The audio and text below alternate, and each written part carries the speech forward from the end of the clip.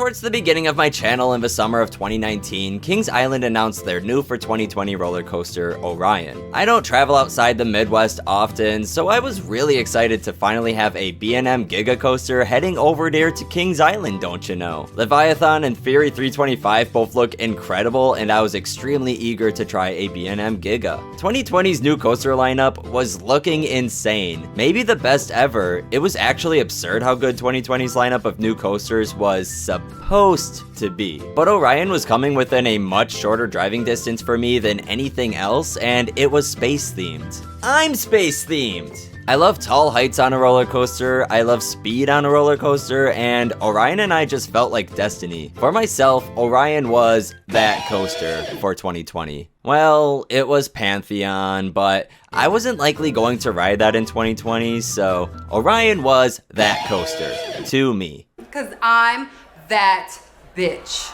We're gonna fast forward here because you all know what happened in 2020. I'll skip the obvious and I'll say that I waited and waited to finally experience Orion in June of 2021. So I looked at my kingdom and I was finally there! There was a forecast of heavy storms all day. Luckily, the lightning stayed away, and to my surprise, every roller coaster operated despite frequent heavy downpours of rain. I was terribly anxious that I'd be missing Orion. Maybe it wasn't my destiny all along?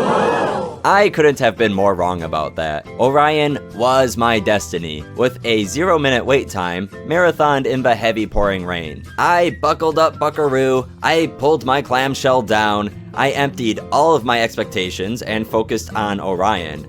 And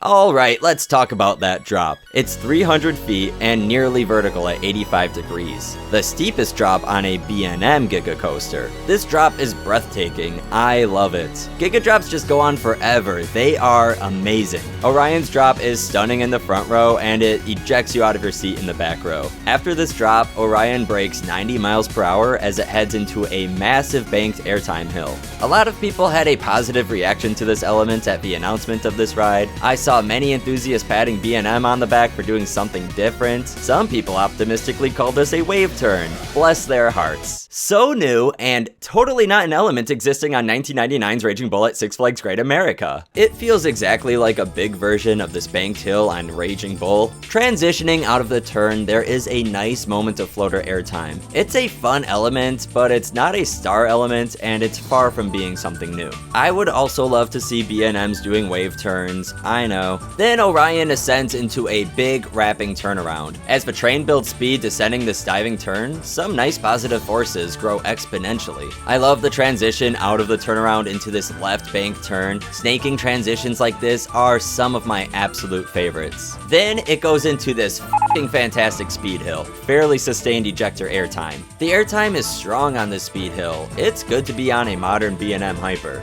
That's what B&M calls this coaster model. The drop is 300 feet because of elevation changes. If you unironically say Orion isn't a Giga, then you are a weirdo. You're a big nerd.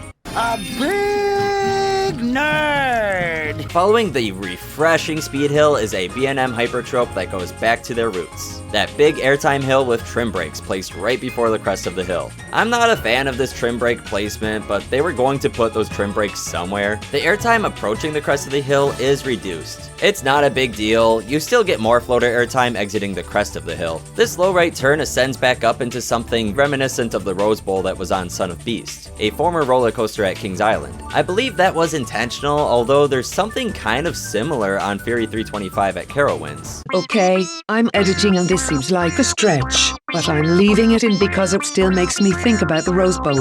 I don't know, it's a very good element. Kings Island probably has a name for this element, but I'll call it the Orbit Bowl for fun. The Orbit Bowl was particularly entertaining in the pouring rain. The positive forces felt intense, and then the rain hitting my face on top of that just added to the intensity. A left turn follows the Orbit Bowl, and then the train rises into a short airtime hill before rising once more into the final brakes. I felt quite a bit of airtime while heading into the brakes when I sat into the front row. And with a quick turnaround right back into the station, you have just experienced Orion. At the moment, Orion is one of my favorite roller coasters. Marathoning Orion in the heavy rain was a top coaster experience. If you wear glasses on coasters like I do, nerd, then you don't have to deal with getting pummeled in the eyes with raindrops. Just, you know, getting pummeled all over the rest of my face. I could see. Getting struck by rain at over 90 miles per hour feels really intense, and personally, I liked it. It reminds me of getting pelted with bugs on Millennium Force at night, something that I also kind of like. Because it's funny, it's amusing, and it's kind of intense. I guess I'm a weirdo then. I'm a weirdo. I don't fit in.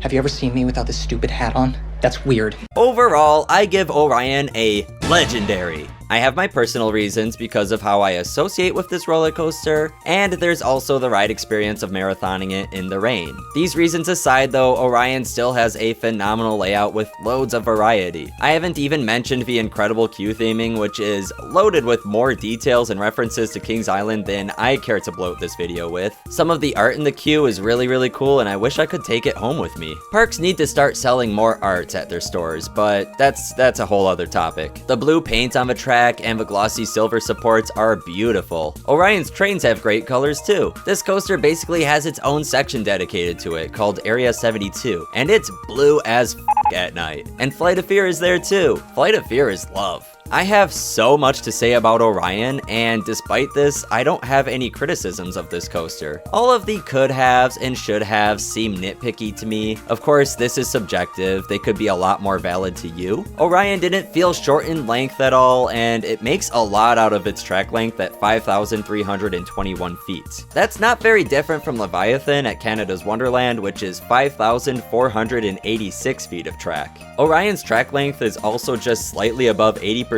of the track length of Fury 325. Take it from somebody that has Six Flags Great America as their home park. Orion is not a short coaster. Orion, more like oh my, an other great giga coaster. Oh, buy-in.